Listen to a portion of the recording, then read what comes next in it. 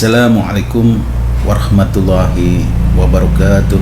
Waalaikumsalam warahmatullahi wabarakatuh. Alhamdulillah pemirsa, kita berjumpa kembali di kajian ilmu Umat Bertanya Ulama Menjawab. InsyaAllah kajian ini akan dibimbing langsung oleh murabbi kita Al-Mukarram Dr.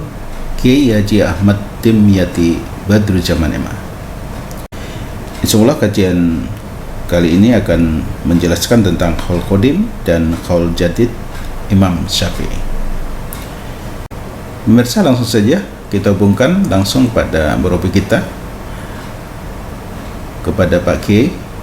Alhamdulillah beliau posisi ada di Pondok Pesantren Modern Darus Sholihin yang ada di wilayah Bedahan, Sawangan, Kota Depok. Assalamualaikum Pak Kiai. Waalaikumsalam warahmatullahi wabarakatuh. Pak Haji Andre, apa kabar Pak Kiai? Alhamdulillah, mudah-mudahan Pak Haji Andre juga terus diberikan kesehatan oleh Allah. Amin. Baik Pak Kiai, pemirsa, kajian kali ini kita akan menjelaskan tentang penjelasan qaul qadim dan qaul jadid Imam Syafi'i. Tapi sebelum ini kita bahas secara tuntas, silakan Pak Kiai untuk menyapa pada pemirsa. Assalamualaikum warahmatullahi wabarakatuh. Assalamualaikum. Alhamdulillahi wa kafa, wassalatu wassalamu ala nabiyil mustafa wa ala alihi wa ashabihi ahli sidqi wal wafa, amma ba'du. Pak Haji Andre yang saya hormati, pemirsa yang budiman, yang dirahmati oleh Allah Subhanahu wa taala. Alhamdulillah wa syukurillah, kita berjumpa kembali ya dalam kajian tanya jawab agama Islam melalui RTV, Rahmatan lil Alamin TV. Mudah-mudahan kita semua, baik yang ada di lingkungan Pondok Pesantren Modern Darus Sholihin yang ada di Bedahan, Sawangan, Kota Depok, Jawa Barat, Indonesia, maupun yang ada di luar Pondok Pesantren Modern Darus Sholihin, mudah-mudahan semuanya mendapatkan curahan rahmat, ridha dan maghfirah dari Allah Subhanahu wa taala. Amin, amin ya Allah ya Rabbal Alamin. Selanjutnya kepada Bapak Haji Andre, saya minta supaya dibacakan pertanyaannya. Pertanyaannya, Imam Syafi'i mempunyai dua qaul, yakni qaul qadim dan qaul jadid. Yang ingin ditanyakan, apakah maksud kedua qaul tersebut? Begitu Pak Kiai. Silakan Pak Kiai. Baik, bismillahirrahmanirrahim. Haji Andre dan pemirsa yang dirahmati Allah, yang disayang oleh Allah, ada pertanyaan yang cukup menarik dari salah seorang pemirsa atau katakanlah seorang penanya di antara umat Islam yang ingin mengetahui tentang perbedaan penjelasan mengenai qaul qadim dan qaul jadid bagi Imam Syafi'i rahimahullah.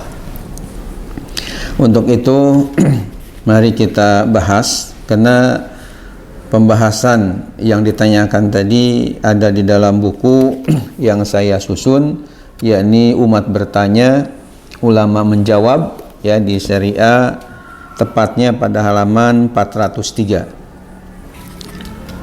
mengenai masalah istilah qaul qadim dan qaul jadid bagi Imam Syafi'i rahimahullah.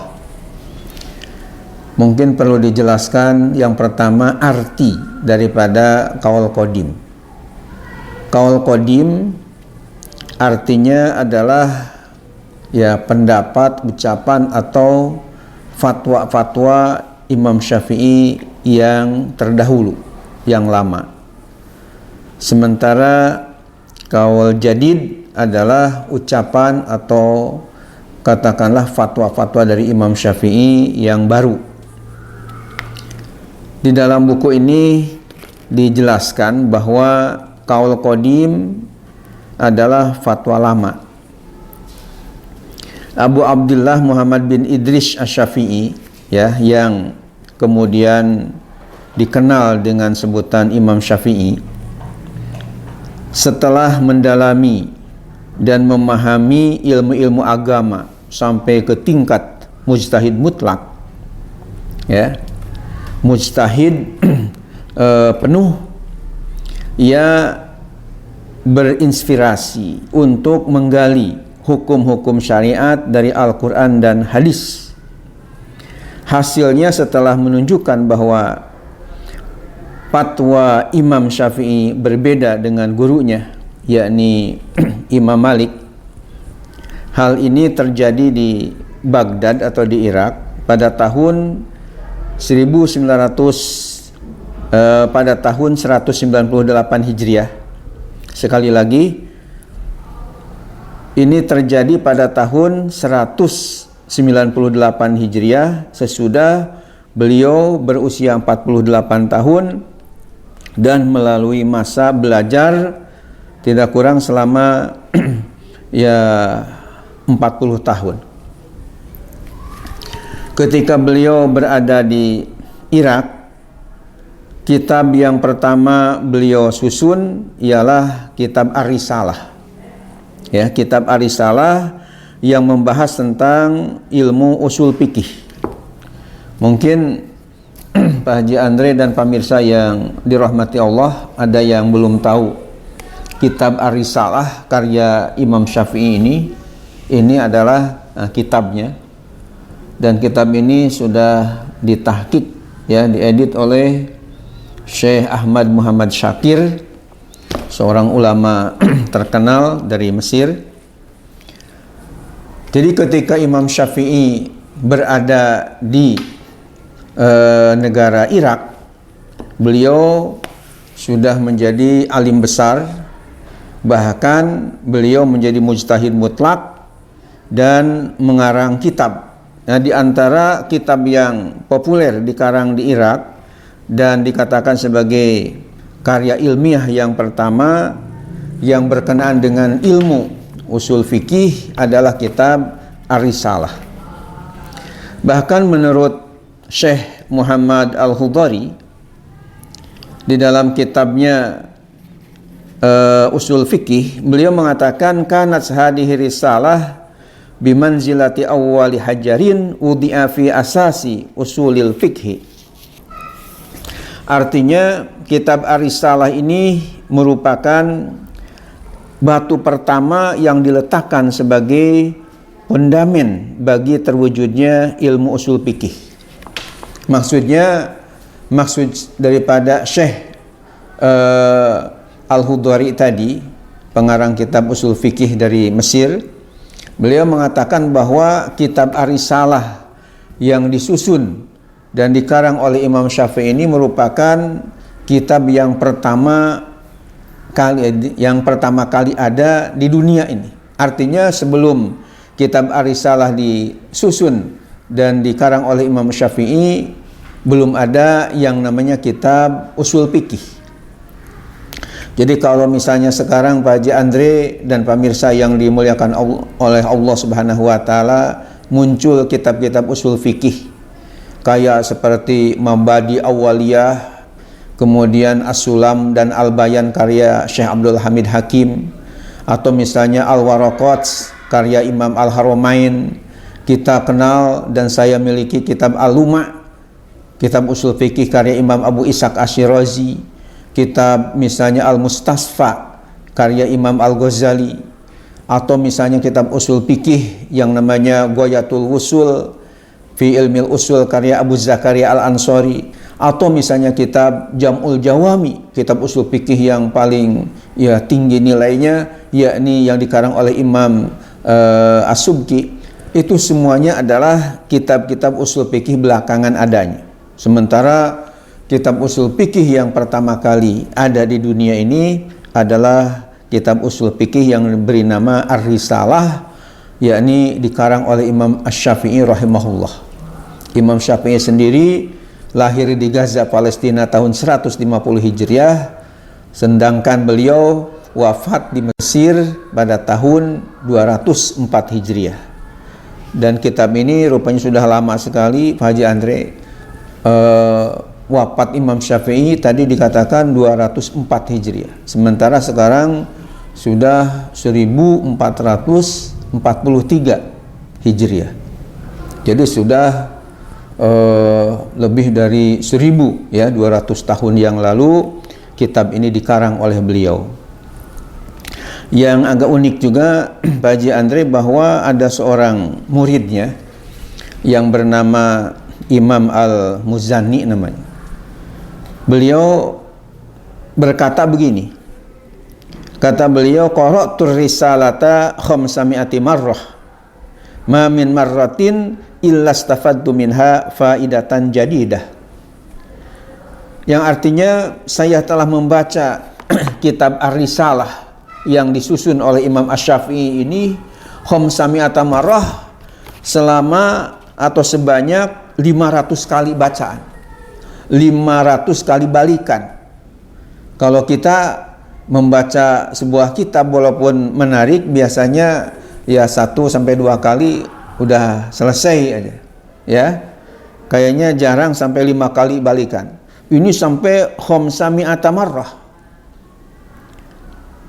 Jadi sampai 500 kali balikan. Ma min marratin illa stafadtu minha faidatan jadidah.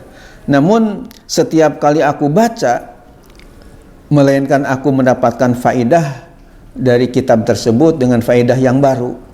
Maksudnya, waktu awal dibaca mendapatkan ilmu-ilmu yang tentunya belum diketahui sebelumnya. Nah, ketika bacaan yang kedua kalinya dapat lagi ilmu baru yang ketika bacaan pertama tadi enggak ketemu.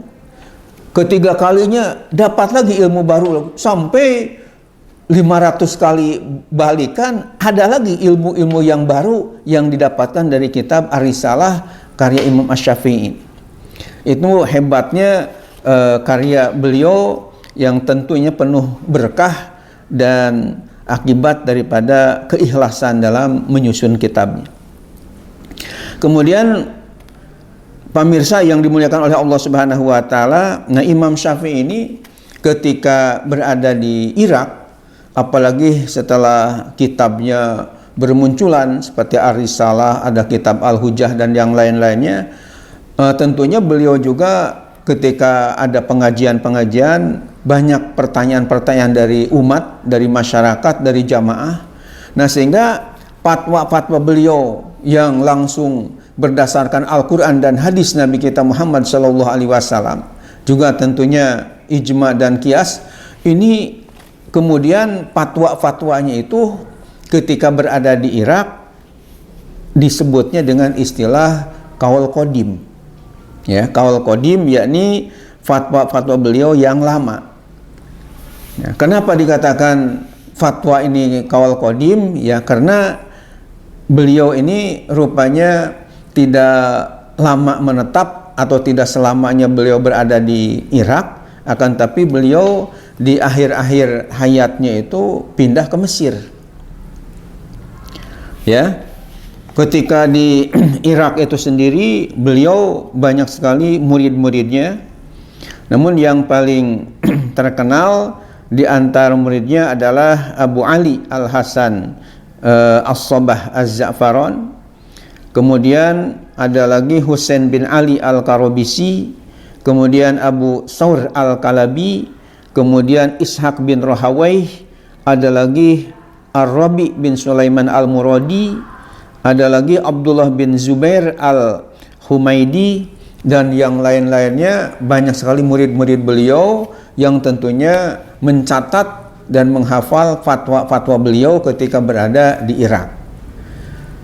Maka fatwa-fatwa beliau yang difatwakan ketika berada di Irak itulah disebut dengan istilahnya qaul qadim, yakni fatwa lama. Nah, kemudian mengenai kaitan dengan qaul jadid, yakni fatwa baru, bahwa pada bulan Syawal tahun 198 Hijriah, Imam Syafi'i berpindah dari Baghdad, Irak ke Mesir, ya. Beliau tinggal di salah satu rumah seorang ulama yang pernah menjadi muridnya waktu di Madinah, yang bernama Muhammad bin Abdullah bin Abdul Hakam. Di Mesir beliau aktif mengajar di Masjid Amr bin Al-As sampai tahun 204 Hijriah. Selama 6 tahun beliau terus berfatwa dan mengembangkan mazhabnya di masyarakat sehingga mendapat sambutan yang hangat ketika itu. Kitab-kitab karangan Imam Syafi'i banyak sekali dan banyak yang disalin oleh murid-muridnya untuk disebarluaskan ke negeri lain. Perlu diketahui bahwa ketika masyarakat belum mengenal mesin cetak, ya, sehingga perlu diketahui bahwa ketika itu masyarakat belum mengenal mesin cetak, sehingga penyusunan dan penyalinan kitab tersebut ya selalu menggunakan tulisan tangan. Karya-karya Imam Syafi'i yang ditulis ketika berada di Mesir atau setelah berada di Mesir, yakni banyak sekali kitabnya, ya. Yang saya tulis di sini, yang pertama kitab Al-Um, yang kedua Ahkamul Quran, ada lagi Ikhtilaful Hadis, Ibtalul Istihsan, kemudian Al-Qiyas, Al-Musnad, ada lagi namanya Al-Amalil Kabir, bahkan ada kitabnya Al-Jizyah. Ini adalah antara lain kitab-kitab yang beliau susun setelah berada di Mesir. Dan alhamdulillah pada tahun 2015 yang lalu ketika kami ada umroh plus Kairo, sempat juga ziarah, ya, ke makam Imam Syafi'i rahimahullah yang ada di Kairo, Mesir. Nah, ketika beliau berada di Mesir, tentu mengembangkan ilmu-ilmunya di hadapan para muridnya yang sangat banyak. Di antara muridnya yang berada di Mesir yang saya catat dalam buku ini, yakni buku Umat Bertanya Ulama Menjawab, yang pertama namanya Imam Ar-Rabi bin Sulaiman Al-Muradi, yang datang bersama-sama Imam Syafi'i dari Baghdad, ya. Ini Imam Ar-Rabi bin Sulaiman Al-Muradi namanya. Rupanya ketika Imam Syafi'i gurunya pindah dari Irak ke Mesir, muridnya ini karena sangat cintanya sama gurunya sampai ikut pindah juga ke Mesir menemani Imam Syafi'i rahimahullah. Yang kedua Imam Al-Humaidi, yang ketiga Al-Muzani, kemudian yang keempat ada lagi Al-Buwaiti, ya. Kemudian ada lagi namanya Imam Harmalah bin Yahya At-Tujibi. Ini juga pada ulama-ulama murid, ya, katakanlah kesayangan Imam Syafi'i yang sangat pandai tentunya dalam ilmu-ilmu keagamaan. Nah, jadi ketika Imam Syafi'i menyebarkan ilmu-ilmu agama di Mesir, dan beliau juga ngarang kitab-kitab, ya, yang belum dikarang di waktu di Irak tapi dikarangnya di Mesir. Terus fatwa-fatwa beliau juga disebarluaskan di waktu di Mesir. Maka fatwa-fatwa baru setelah perpindahan beliau dari Irak ke Mesir tersebut disebutnya adalah Qaul Jadid. Jadi sekali lagi sebagai hulasah, sebagai kesimpulannya, apa sih bedanya antara Qaul Qadim Imam Syafi'i dengan Qaul Jadidnya? Ya, bedanya Qaul Qadim adalah himpunan fatwa-fatwa Imam Syafi'i yang lama, yakni ketika beliau berada di Baghdad, yakni di ibu kota negara Irak.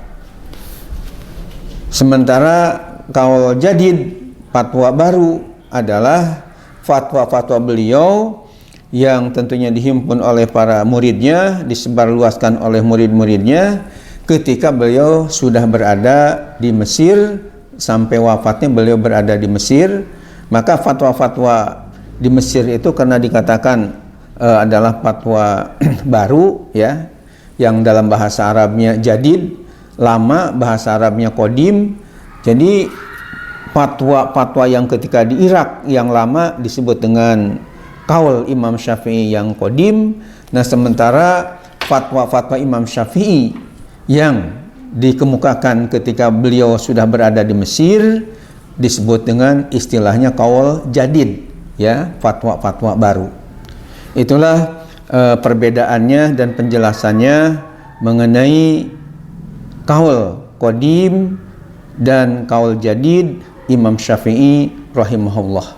Mudah-mudahan pemirsa yang budiman, yang dicintai Allah, bisa memahami apa yang kami jelaskan tadi. Mudah-mudahan menjadi ilmu yang bermanfaat.